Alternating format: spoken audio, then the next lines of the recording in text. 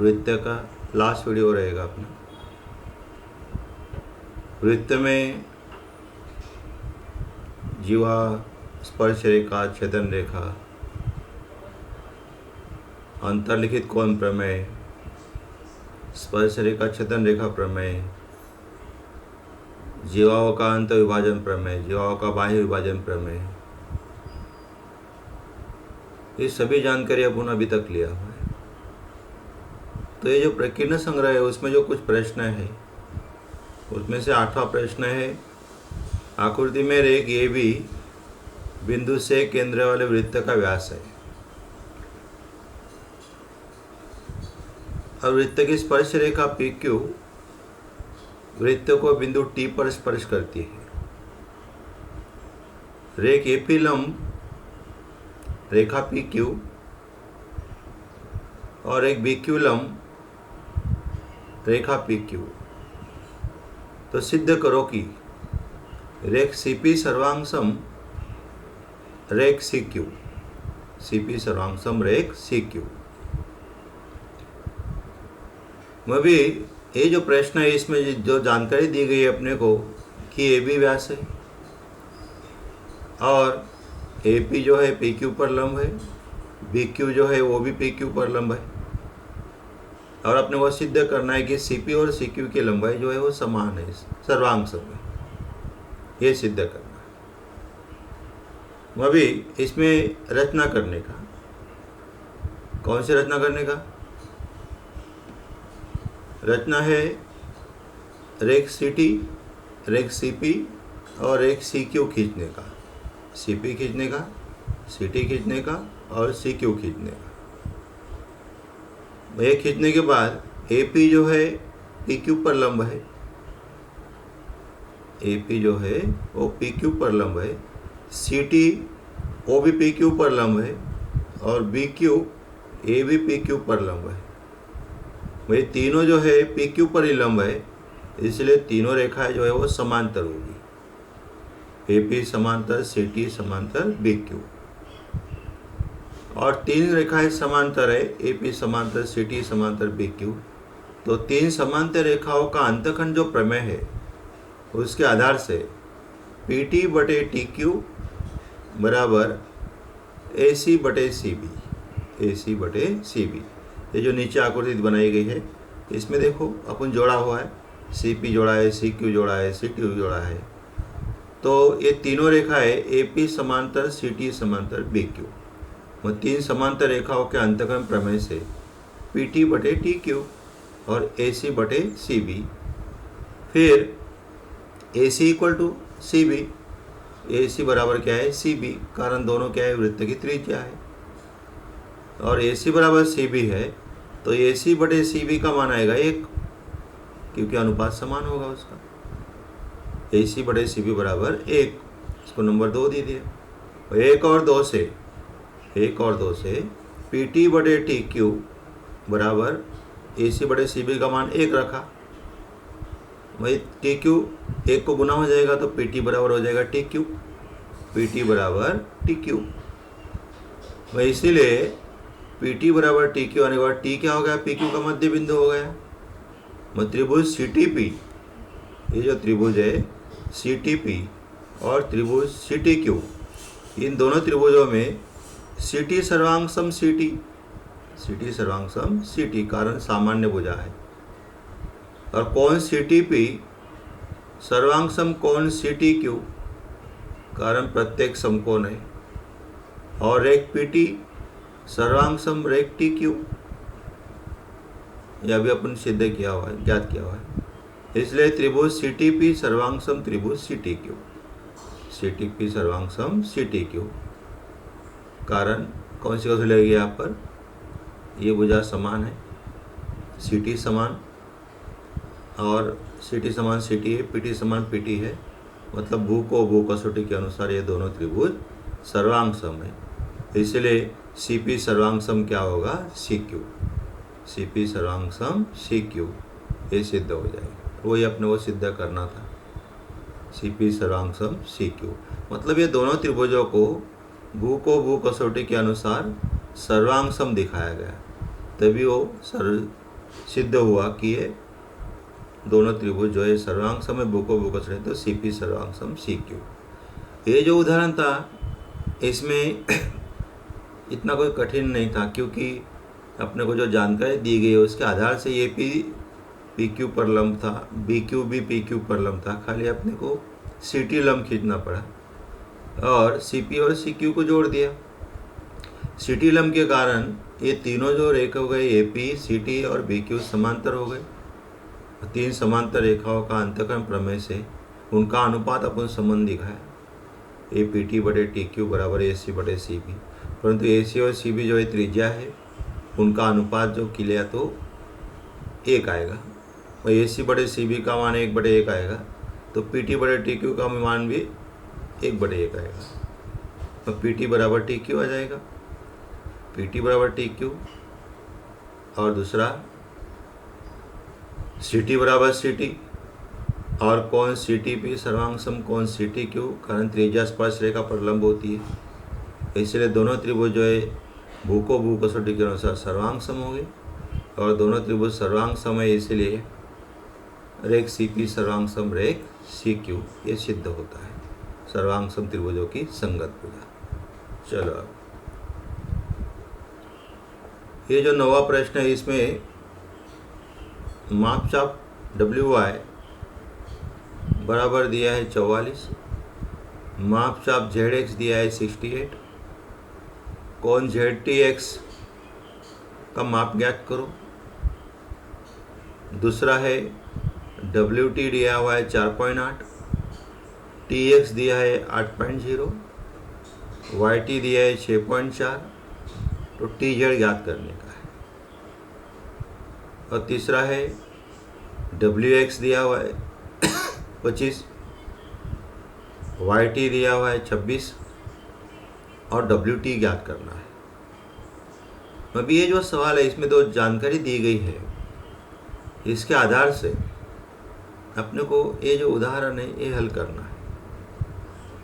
अभी आकृति का निरीक्षण करो, उसमें WX और YZ दो जीवा है, WX और YZ क्या है, दो जीवा है, और इन दोनों जीवाओं का अंतर विभाजन जो प्रमेय है उसके आधार से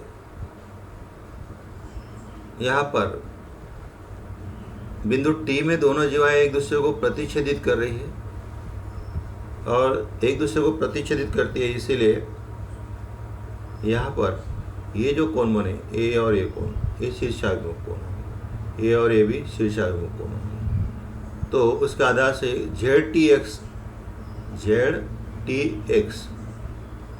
ये जो कोण है ZTX, इस कोण द्वारा अंतर्खंडित जो चाप है इसके द्वारा ये ZX चाप अंतर्खंडित है, और इसका शीर्षाभिमुख कोण जो है YTW, इसके द्वारा YW चाप अंतर्खंडित है।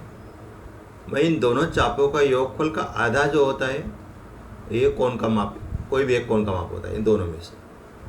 मैं अपन जो कौन सा लिया, ZTX बराबर 1/2 मापचाप WY प्लस मापचाप ZX। वो कौन ZTX बराबर 1/2 मापचाप WY 44 है और ZX 68 है, 44 और 68 का जोड़ किया तो 112 आएगा, तो 1/2 1 गुना 112, तो 2 से भाग दिया तो आएगा 56। तो कौन ZTX जो है पहला जो पूछा था आपने को वो आया 56, मतलब 56 आ गया। दूसरा है WT दिया हुआ है 4.8, TX दिया हुआ है 8.0, WT दिया है 6.4। ये आकृति में जीवाओं का अंतविभाजन प्रमेय से WT गुना TX बराबर YT गुना TZ, जीवाओं का अंतविभाजन।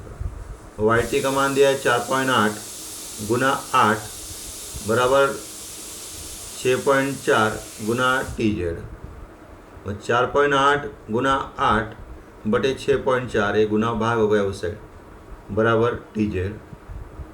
फिर दशमलव हटा दो, 48 गुना 8 बटे 64, 8 से 64 को भाग दे दो 8 आ जाएगा, फिर 8 से 48 को भाग दे 6 आ जाएगा, तो टी जेड कितना आया, टी जेड आया 6।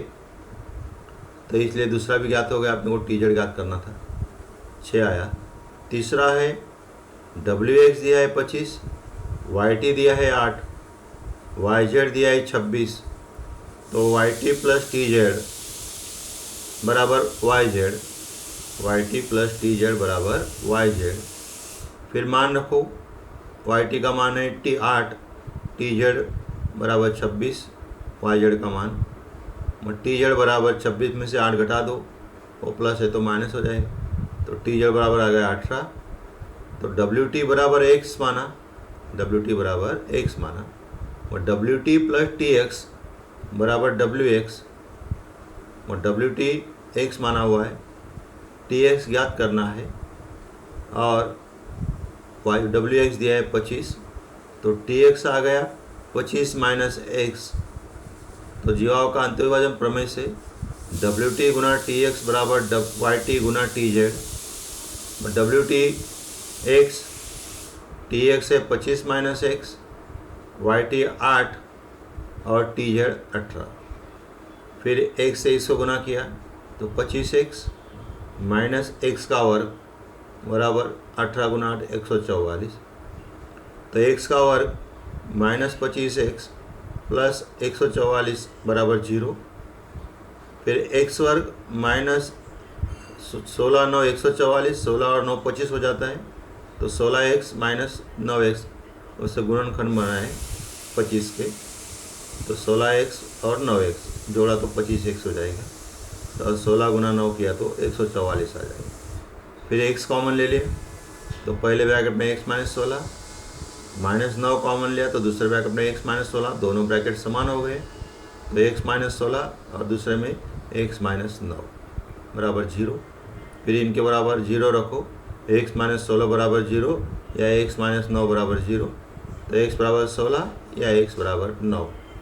तो डब्ल्यू टी बराबर 16 और डब्ल्यू टी बराबर 9, मतलब 16 भी हो सकता है या 9 भी हो सकता है। और तीसरा जो है आपने को वही पूछा था, डब्ल्यू टी बराबर कितना, तो 16 या 9, दोनों आंसर हो सकते। मतलब ये जो 9वां प्रश्न था ये जीवाओं का अंतर्विभाजन प्रमेय पर आधारित था। और दूसरा, ये शीर्षाभिमुख कोण जो है जीवा द्वारा बने हुए वो सर्वांग सम होते हैं। तो एक शीर्षाभिमुख कोण का मतलब एक कोण का माप यदि ज्ञात करना हो तो उसके द्वारा अंतरखंडित चाप और उसका शीर्षाभिमुख कोण द्वारा अंतरखंडित चाप, इन दोनों का योगफल और उसका आधा जो होता है एक कोण का माप होता है। शीर्षाभिमुख कोणों में से कोई भी एक कोण का माप अपना आसानी से ज्ञात कर सकते। तो इस तरह से ये जो 9वां प्रश्न था ये भी बहुत ही आसान था, खाली तुम्हें गुणधर्म अच्छी तरह ध्यान रखना पड़ेगा और गुणधर्म याद आ गया तो कोई भी सवाल इतना कठिन नहीं है। ये बड़ा प्रमेय था अपना, 4-5 पीरियड लगे इसमें, तो इसीलिए ये अच्छी तरह से 9वां प्रश्न को हल किया। 10वां प्रश्न देखो अभी, संलग्न आकृति में जीवा EF समांतर जीवा GH, EF और GH समांतर है तो सिद्ध करो कि जीवा EG सर्वांगसम जीवा FH। और नीचे दी गई उपपत्ति में रिक्त स्थानों की पूर्ति कर उपपत्ति पूर्ण करो। अभी अपने को जो जानकारी दी गई है उसका निरीक्षण करो। EFGH मतलब GFG या EFHG एक चक्रीय चतुर्भुज है और EF जो है चतुर्भुज की 2 भुजाएं जो है सम्मुख भुजाएं, वो एक भुजाओं की एक जोड़ी समांतर है और भुजाओं की एक जोड़ी समांतर किसमें होती है, समलंब चतुर्भुज में भी होती है। इसलिए EF समांतर GH है और सिद्ध करना है अपने को EG और FH समांतर दिखाना है, सर्वांगसम दिखाना है। वह भी उपपत्ति देखो, उपपत्ति में रेख GF खींचा, ये देखो GF को खींचा, वो कौन EFG सर्वांगसम HGH, EFG सर्वांगसम FGH, कारण ये दोनों कौन से कोण है, एकांतर कोण है। कौन से कोण है? एकांतर कोण। EFG जो कोण है, EFG, ये जो कोण है मतलब एफ कोण, इसने कौन सा चाप अंतखंडित किया है? EG। तो वही लिखा है, देखो 1/2 1/2 मापचाप EG अंतर्लिखित कोण प्रमेय से।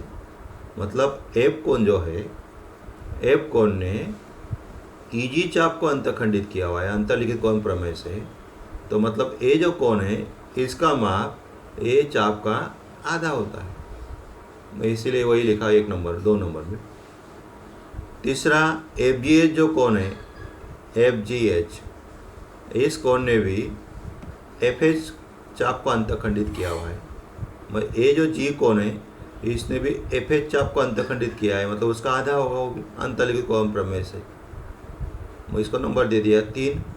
ये दोनों कोण समान है 1 नंबर में, कारण वो एकांतर कोण है। ये दोनों कोण समान है तो ये दोनों चाप भी कैसे हो गए? समान हो गए। तो माप चाप EG बराबर माप चाप FH, दोनों चाप समान। EG और FH चाप यदि समान है तो EG चाप का संगत जीवा कौन सी है? EG है, और FH चाप की संगत जीवा कौन सी है? FH है। इसलिए जीवा EG सर्वांग सम जीवा FH, सर्वांग सम चाप की जीवा। तो ये बहुत ही आसान सवाल था। एकांतर कोण सर्वांग सम दिखा है, और एकांतर कोण द्वारा एकांतर कोण ने जो चाप अंतखंडित किया हुआ है, एफ कोण ने EG चाप अंतखंडित किया है और G कोण ने FH चाप अंतखंडित किया है। वो दोनों कोण समान तो ये दोनों चाप भी समान, और दोनों चाप समान तो उनकी संगत जीवा जो है EG और GF, ये दोनों FH, ये दोनों जीवा भी समान है। बहुत ही आसान सवाल था। मतलब यहाँ पर खाली जो समांतर दिया खाया था EF समांतर GH, अपन खाली एक ही रचना किया, कौन सी? GF खींचा, और GF खींचते ही जो समांतर रेखा है उनकी तिर्यक रेखा बन गई GF, और तिर्यक रेखा होने के कारण वहाँ पे एकांतर कोणों की जोड़ी सर्वांग सम हो गई, और एकांतर कोण सर्वांग सम है तो F कोण द्वारा EG चाप अंतखंडित किया है और G कोण द्वारा FH चाप अंतखंडित किया हुआ है। तो इसलिए दोनों कोण समान है तो दोनों चाप भी समान, और दोनों चाप समान तो उनकी संगत जीवा भी समान होगी। मतलब EG चाप की संगत जीवा EG है और FH चाप की संगत जीवा FH है, तो दोनों जीवा भी कैसी होगी? समान होगी। इस तरह से ये 10वां प्रश्न भी बहुत ही आसान था। चलो आगे 11वां प्रश्न में दिया है, आकृति में 2 वृत्त परस्पर बिंदु S और R पर प्रतिच्छेदित करते हैं। रेखा PQ सामान्य स्पर्श रेखा है, उन्हें क्रमशः P तथा Q बिंदु पर स्पर्श करती है, और सिद्ध करना है कि कोण PRQ प्लस कोण PSQ बराबर 180 अंश। ये सिद्ध करना है। बहुत ही आसान सवाल। मैं इसमें ये जो आकृति दी गई है इसमें SR खींचने का है। क्या खींचना है? SR। मैं SR खींचने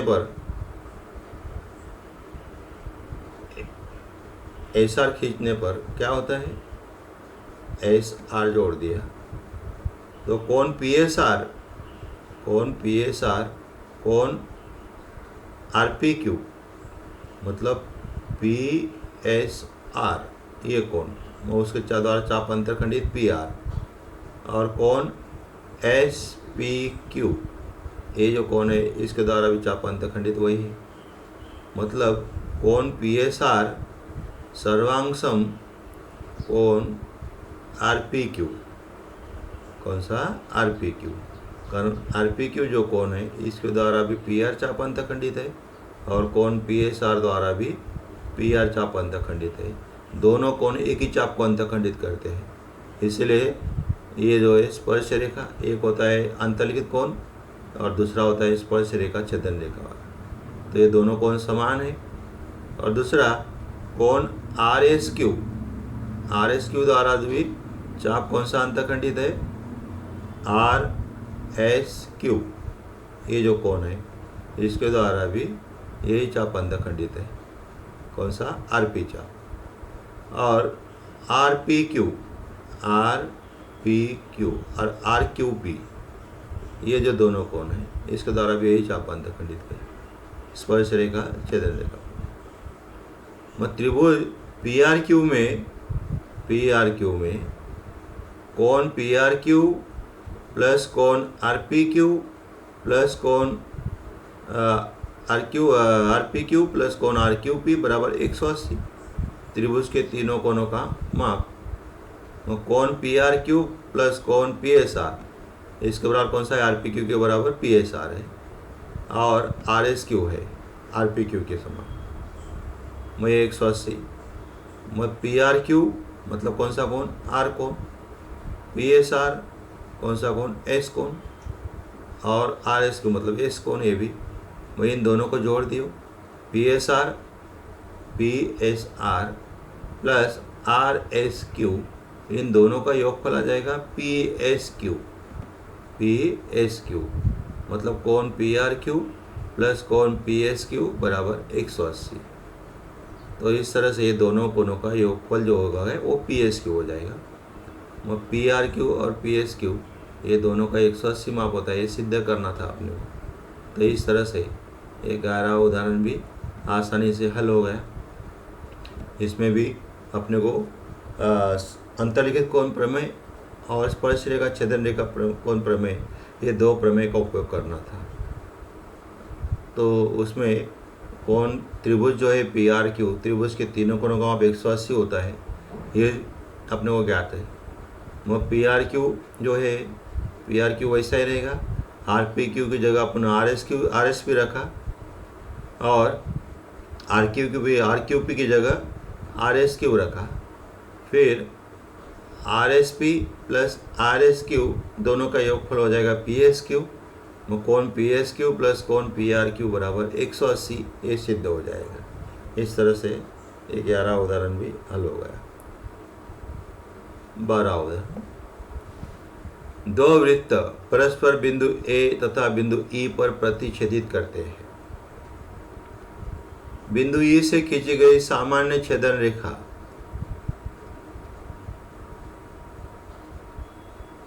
वृत्त को बिंदु B तथा बिंदु D पर प्रतिच्छेदित करती है। बिंदु B तथा बिंदु D से खींची गई स्पर्श रेखाएं परस्पर बिंदु C पर प्रतिच्छेदित करती है। तो सिद्ध करो कि चतुर्भुज ABCD एक चक्रीय चतुर्भुज है। चतुर्भुज ABCD एक चक्रीय चतुर्भुज है, यह सिद्ध करना है हमें। दो वृत्त कौन कौन से है? एक छोटा वृत्त है और दूसरा बड़ा वृत्त है। परस्पर बिंदु A तथा E पर प्रतिच्छेदित करते हैं। बिंदु E से खींची गई इस पर सामान्य छेदन रेखा, E से खींची गई सामान्य छेदन रेखा वृत्त को, छोटे वृत्त को बिंदु B पर और बड़े वृत्त को बिंदु D पर प्रतिच्छेदित करती है। और बिंदु B और D से खींची गई स्पर्श रेखाएं बिंदु C पर प्रतिच्छेदित करती है। तो सिद्ध करो कि चतुर्भुज ABCD एक चक्रीय चतुर्भुज है, यह सिद्ध करना है। और चक्रीय चतुर्भुज अपने को सिद्ध करने के लिए क्या करना पड़ता है कि उसके सम्मुख कोण जो है संपूरक दिखाना पड़ता है। क्या करना पड़ता है? उसके सम्मुख कोण संपूरक दिखाना पड़ता है। अभी इसमें रचना की गई है। कौन सी रचना की गई है? रेख AB, रेख AE और AD खींचो। AB, AE और AD, ये तीनों रेख खींचो। अभी ये तीनों रेख खींचने के बाद कोण EBC, ये B कोण बराबर कोण BAE,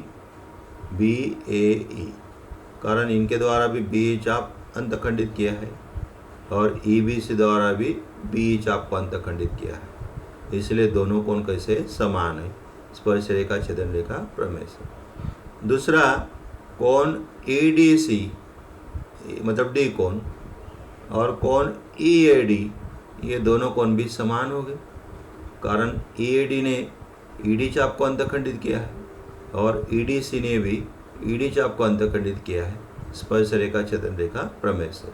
इसको नंबर 2 दे दिया। और त्रिभुज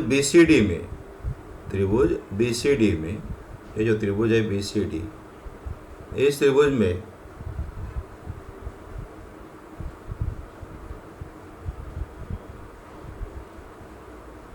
त्रिभुज BCD में कोण DBC प्लस कोण BDC प्लस कोण BCD बराबर है 180। ये त्रिभुज के तीनों कोणों का माप 180 होता है। अभी DBC की जगह हो गया EBC, तो DBC मतलब E से शुरुआत किया अपन, ये नाम खाली बदला, कौन वही है B। EBC प्लस कौन EDC, ये भी नाम बदला अपन BDC का, और प्लस BCD बराबर 180। EBC जो है वो BAE के समान है, वो BAE रखा उसकी जगह पे, और EDC के समान है DAE, वो रखा उसकी जगह पे, और BCD वैसा ही रखा 1 और 2 से। फिर कौन BAE और DAE को जोड़ दिया, BAE और DAE को जोड़ दिया, प्लस कौन BCD बराबर 180। BAE प्लस DAE बराबर BAD, कोनों का योग। कौन BAD प्लस कौन BCD बराबर 180। BAD मतलब A कोण और BCD मतलब C कोण। A और C ये सम्मुख कोण है चक्रीय चतुर्भुज के, यही उनका माप है 180। यदि सम्मुख कोण संपूरक हो तो चक्रीय चतुर्भुज होता है, ये सिद्ध होता है। इसलिए चतुर्भुज ABCD एक चक्रीय चतुर्भुज है, ये सिद्ध होता है। तो ये जो सवाल था ये बहुत ही आसान सवाल था। इसमें खाली अपने को ये जो कोण है वो समझ में आना चाहिए कि EBC कोण मतलब B कोण और ये A कोण, ये दोनों ने एक ही चाप अंतखंडित किया है। इधर भी A कोण और D कोण, इन दोनों ने भी एक ही चाप अंतखंडित किया हो, इसलिए कोणों की जोड़ी सर्वांग सम है। फिर त्रिभुज के तीनों कोणों का 180 होता है, ये अपने को मालूम है। ये B की जगह ये रखा, मतलब BAE रखा, और D की जगह DAE रखा। BAE और DAE इन दोनों का योगफल हो गया BAD।